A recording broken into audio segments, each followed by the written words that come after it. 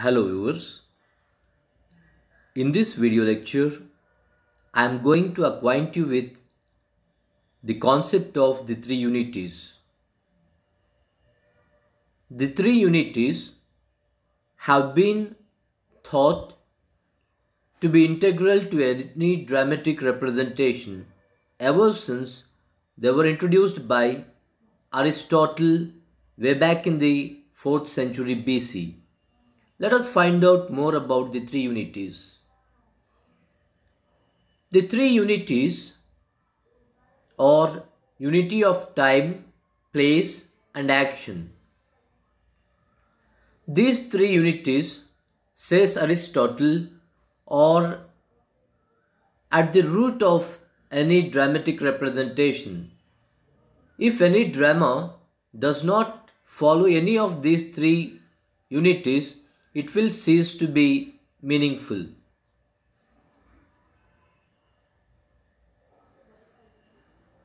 So he has written a treatise which is very popular.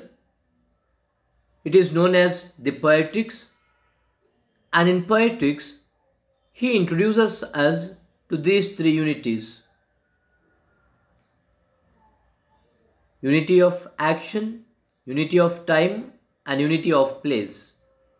And he goes on to say that these three unities must be followed when we are writing a drama or a story as such, without which that particular drama or story would cease to be meaningful.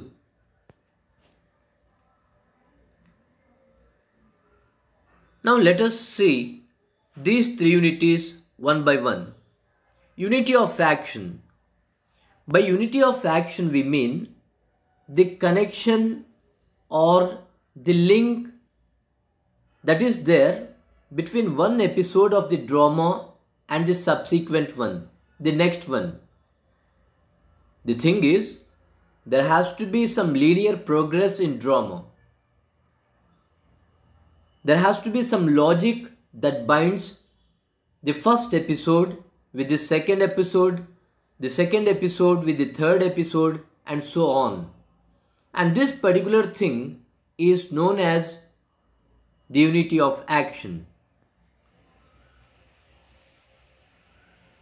And the next one is unity of time. Unity of time makes it compulsory that drama and all the events that happen within a drama should be such that they happen in a single day's time.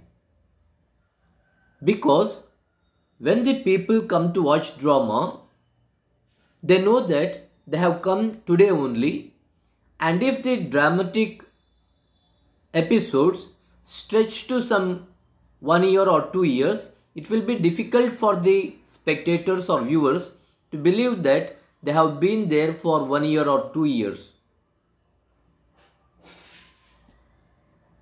Next, unity of space or unity of place. This particular thing comes from the second one, that is unity of time. Unity of time makes it clear that all the events happened in one particular day. So naturally, the area that is covered in the drama, the different places that the story takes place in, should be such that they can be covered within a span of 1 day. Else, it will become very difficult for the spectators to stretch their imagination as to how they are going to different places within a single day's time. So, all the places that are covered in a particular drama should be such that they can be travelled within a single day's time. And for the next few centuries, Aristotle's Poetics became a compass for the playwrights. They would follow all his advice in true spirit. However, Shakespeare, when he wrote dramas, he followed unity of action. but utterly disregarded the unities of time and place. Some of his dramas stretch for years together, that is, they encompass events that happened over a long period of time. The same is the case with unity of place. In his plays, Shakespeare takes us to so many distant places which cannot be, at least in the 16th century, travelled within a single day's time. That is, Shakespeare follows unity of action and disregards the other two, that is, unity of place and time. And this particular thing was the Achilles heel which other critics made use of to comment on the plays of Shakespeare. Of his 37 plays, The Tempest is the only play in which Shakespeare follows or gives regard to all the three unities: unity of action, place, and time, or followed in toto in only one play by Shakespeare, and that particular play happens to be The Tempest. Except for Tempest, there is no other play by Shakespeare in which he has observed all the three unities. And critics often pointed fingers at Shakespeare for his utter disregard of unities of place and time. However, Dr. Samuel Johnson, in his preface to Shakespeare, defends Shakespeare's actions. Dr. Samuel Johnson says that unity of action is paramount. No one can write a drama without following unity of action.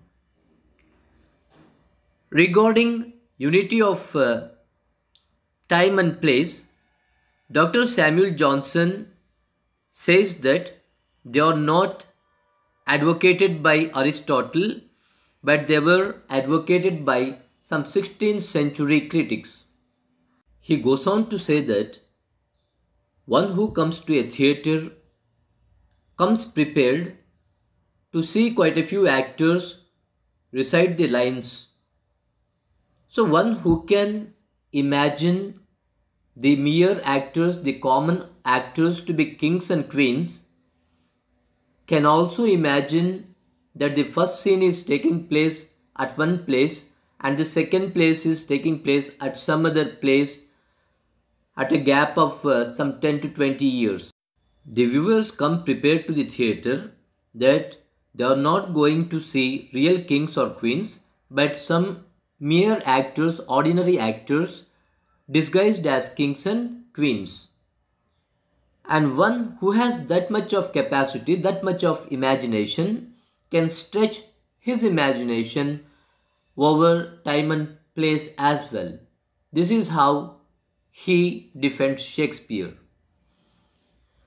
So in this particular video, I have acquainted you with the concept of the three unities: unity of action, time and place, how they were thought to be integral to a dramatic representation, how playwrights would follow them in toto, how Shakespeare disregarded them, and how Dr. Johnson defended his actions. Thank you.